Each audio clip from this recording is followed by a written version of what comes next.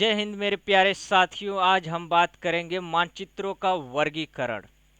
हमने इसके पिछले एपिसोड में पढ़ा मानचित्र क्या है, मानचित्र के लक्षण क्या है। आज हम बात करेंगे मानचित्रों का वर्गीकरण। मानचित्रों का वर्गीकरण उद्देश्य के अनुसार इस समय मानचित्रों बहुतायत मात्रा में बनाए जा रहे हैं, लेकिन मुख्य रूप से हम इनको दो भागों में बांट सकते हैं, मापनी के अनुसार मानचित्र और उद्देश्य के अनुसार। फर्स्ट, मापनी के अनुसार मानचित्रों का वर्गीकरण और उद्देश्य के अनुसार मानचित्रों का वर्गीकरण। मापनी के अनुसार हमने इससे पहले वाले वीडियो में बता दिया है कि मापक किसे कहते हैं, मापनी किसे कहते हैं। फिर भी बता देते हैं। दो बिंदुओं के बीच की दूरी की गणना की जाती है, उसे मापक या मापनी कहते हैं। उद्देश्य के आधार पर मानव की आवश्यकताएं हैं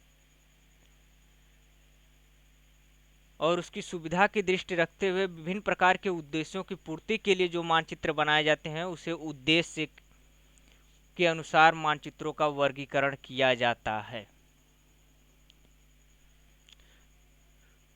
उद्देश्य के अनुसार दो प्रकार के मानचित्र आते हैं, सामान्य मानचित्र और विशिष्ट मानचित्र।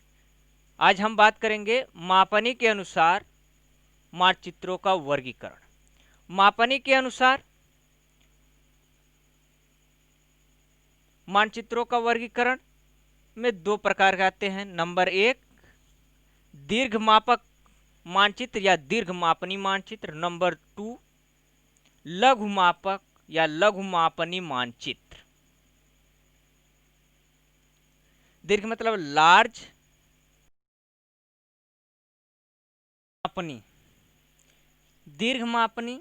आइए समझा देते हैं। यह है दीर्घ मापनी। दीर्घ मापनी मतलब धरातल की जो वास्तविक दूरी है 1 सेंटीमीटर की रेखा, इतनी बड़ी है 1 सेंटीमीटर। 1 सेंटीमीटर की रेखा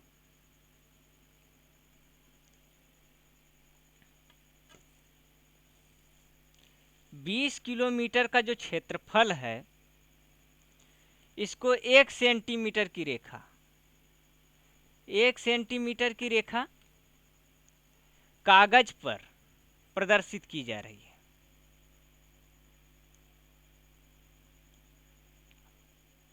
एक सेंटीमीटर बनाए, लेकिन इसमें हम केवल 20 किलोमीटर ही दिखा पाए,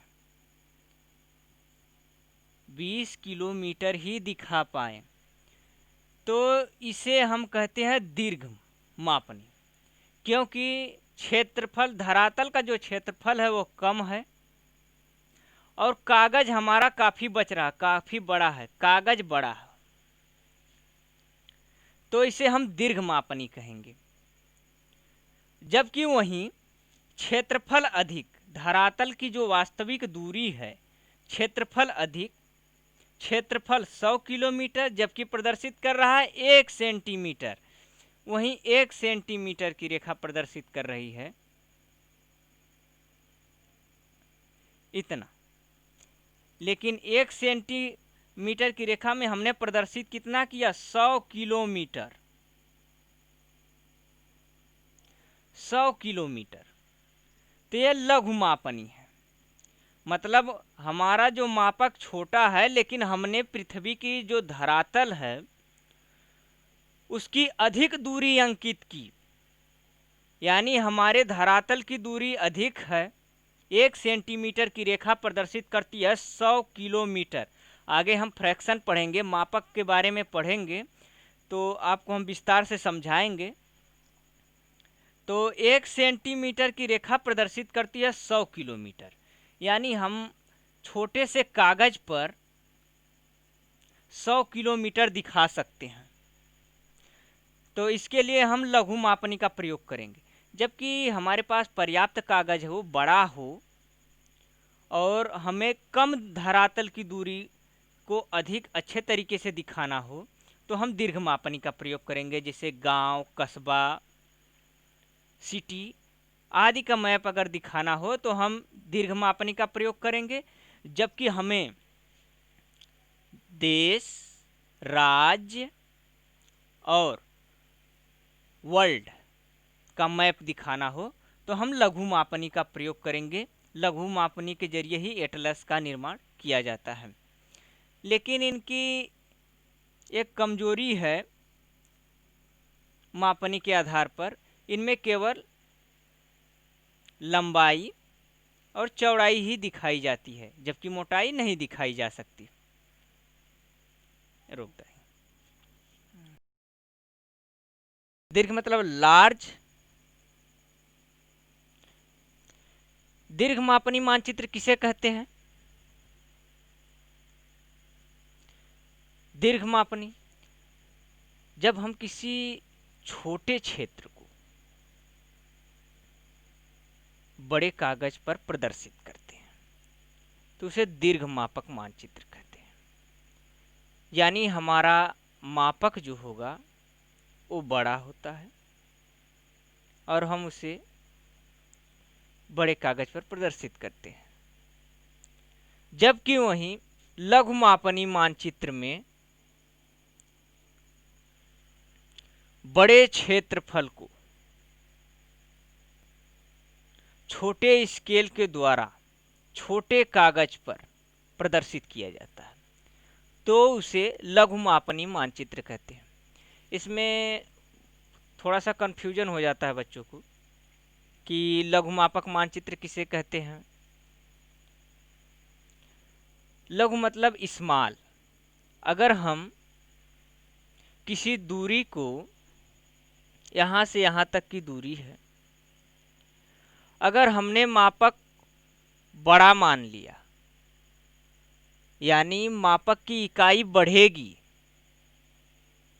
और इस दूरी को हमें दिखाना है तो ये छोटी हो जाएगी। जैसे 1 सेंटीमीटर बराबर 100 किलोमीटर, तो ये लघु मापक कहलाएगा। जबकि हम अगर यही मान लें यहाँ से यहाँ तक की दूरी को 1 सेंटीमीटर बराबर 20 किलोमीटर, तो ये दीर्घ मापक कहलाएगा। मतलब ये है कि जब हमारा मापक बड़ा होगा तो उसका आकार छोटा हो जाएगा, और जब मापक छोटा होगा तो उसका कागज पर आकार बड़ा होने लगेगा। यही है। तो दीर्घ मापक मानचित्र में आज हम बात करेंगे भूकर मानचित्र। भूकर मानचित्र, काडस्ट्रल मैप। क्या होता है भूकर मानचित्र? दीर्घ मापनी पर आधारित होते हैं। सर्वप्रथम बात जान लीजिए, भूकर मानचित्र दीर्घ मापनी पर आधारित होते हैं और इसमें भू संपत्ति, खेत, उद्यान, भवन, जलाशय, मार्ग, सार्वजनिक स्थान आदि की सीमाओं को दर्शाया जाता है और दिखाया जाता है। और इस पर आप ग्राम, ब्लॉक, सिटी के मानचित्रों का प्रदर्शन कर सकते हैं। इसके अंतर्गत भू राजस्व, आप जानते हैं भू राजस्व विभाग लेखपाल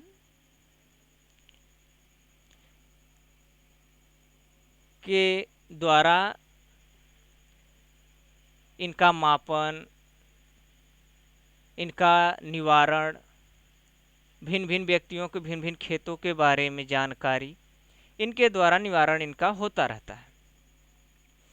बता देते हैं ये मापक 16 इंच बराबर 1 मील अथवा 1 अनुपाते 3960